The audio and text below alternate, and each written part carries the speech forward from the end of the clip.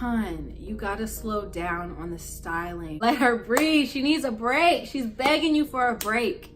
Just give her a break. Hello everybody, welcome back to my channel. I'm Tiana, if you didn't already know. And today we're talking about retaining length and growing healthy hair. So if you're interested in knowing how I've been able to retain my length over the past 4 years, just keep watching the video. So the first thing that has worked for me is deep conditioning. I have to deep condition.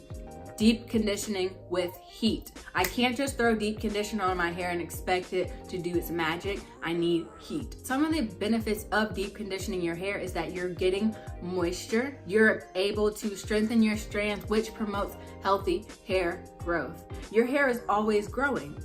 What's happening is you're not retaining your length, or you're losing hair at the same rate that you're growing it, so you're not seeing any results. I think the amount of deep conditioning that you do would depend on your hair. I know some people who don't need to deep condition at all. Some people who like to do it twice a week, once a month, twice a month. Also, when I'm deep conditioning, lately I've been using a steamer. I use this steamer right here that I got from Amazon. I let it heat up and then I'll sit under the steamer for about 20 minutes. With this particular steamer, it doesn't get the back of my head. So this is the hood, right? So you're sitting like this, okay? So you have the hood on and you see how it does not get the back of your head. What I do is I turn my chair around about 10 minutes into deep conditioning my hair, and I turn and I turn to the back and I'll put my head in like this and I'll just sit like that for the remainder of my time. But that's worked for me. And if you don't want to do that, you can also use the face steamer, because this particular steamer comes with a face attachment. In my opinion, steaming or using a hooded dryer or using your body heat or in a shower cap or a hot head cap, it does the most important job, the most important part of your wash day routine, which is allowing that moisture and product to actually penetrate your strands and protect them and do its job. Sometimes it may not be the deep conditioning that's not working for you. It's probably your process or your technique of how you deep condition your hair. Be gentle with your hair. Make sure you're preserving it at night. Let me show y'all. So this is my pillow right here. When I tie my hair down and it comes off while I'm sleeping, because that happens a lot, this baby right here saves me, okay? Every week, I take the extra step of doing a hot oil treatment on my scalp. You use this oil. I honestly use whatever is in the store at the time or whatever I feel like buying. So lately it's been the Miel Organics Rosemary Mint Scalp and Hair Strengthening Oil. I use this. I also really love, my all-time favorite is the Eden Body Works Peppermint Oil. It works so well. I like things that make my scalp feel cool and tingly because I do suffer from itchy scalp, so it's really soothing. It feels amazing. Doing a scalp oil treatment not only allows your hair to be moisturized and helps get rid of that itchy, inflamed, irritated scalp, it also promotes hair growth because you are nourishing your hair from the base. Just like, listen, when you get out the shower, don't you put lotion on? Don't you moisturize your body? Okay, so what makes you think that you shouldn't be doing the same thing to your scalp? I think we neglect our scalp a lot and we forget that it's skin and it's a part of our body and you gotta moisturize it. I don't know about everybody else, but if I don't put something on my scalp, I suffer. So once a week, you don't have to do this every day, but I will do a scalp oil treatment on my scalp once a week. I'll go ahead and apply a few drops of this oil over my scalp, then I'll massage it in before applying my deep conditioner, and I'll just sit with both on my head under my steamer, and it works wonders. I've seen so much improvement in my hair's health that it's crazy. So I'm basically not giving y'all tips on how to just grow your hair. I'm giving y'all tips on how to improve the health of your hair, because healthy hair promotes growth. You don't want to be growing damaged hair. And let me bring y'all on to another tip. If you're wetting your hair every day and you're not allowing your scalp and your hair to dry and you're wondering why your scalp is itching and burning, It's probably because you have fungus growing on your scalp.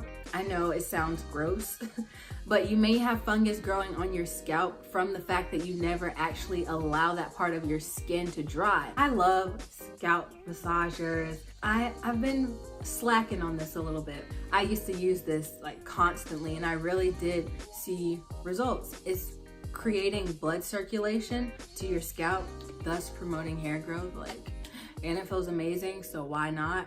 I think that using a scalp massager is really good for promoting your hair's growth because, again, it's focusing on your scalp. If y'all haven't noticed, a lot of the tips that I'm giving y'all is focusing more on your scalp than anything else because I think that's really important. I got this scalp massager from Vanity Planet for $25. Last time I checked, the regular price is $50, but girl, I'm sure there is a coupon code around somewhere, or you can go to another website. But yeah, I got this and I like it because you just stick in some batteries, and it has 2 speeds. So it has this low speed and then it has a high speed, and while you're sitting around studying or just relaxing, watching TV, coming home from work, you can just sit and just massage your scalp. You know, you could be promoting hair growth while you just chilling on the weekend. Another thing I would recommend, I do think that it's important to trim your ends, but if you cut your hair too much,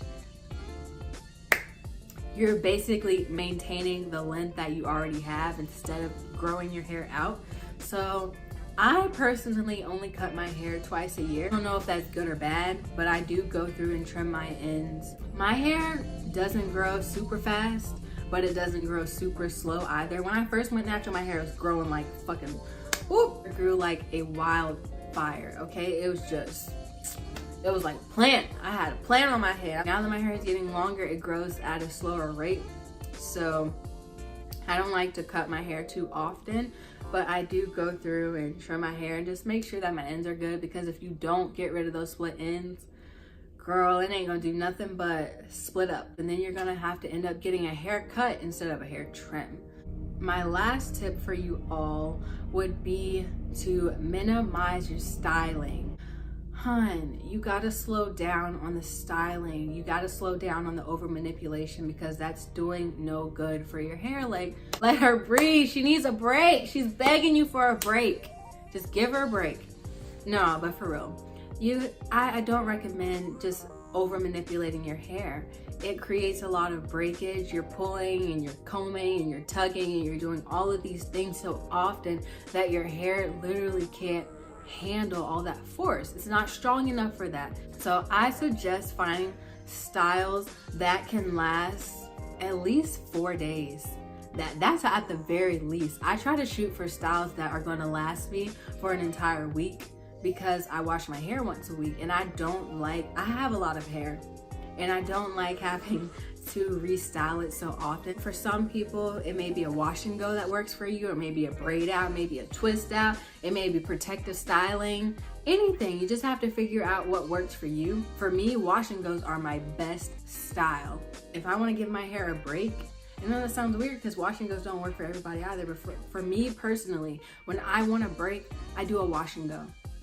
And I'll do that for like a month and just leave my hair alone, and it gives it a nice break, because when I set my curls, they are here to stay until I wash them, or until the next wash day.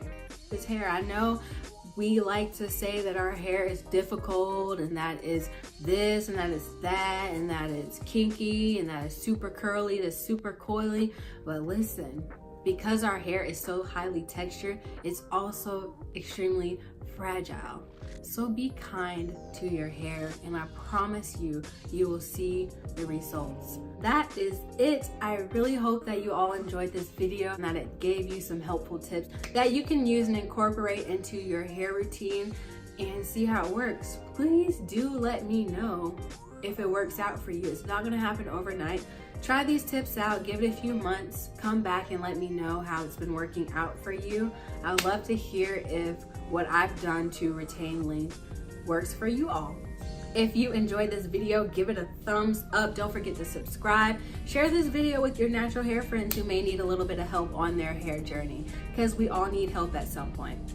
All right, I'll see you guys in the next video. Bye-bye.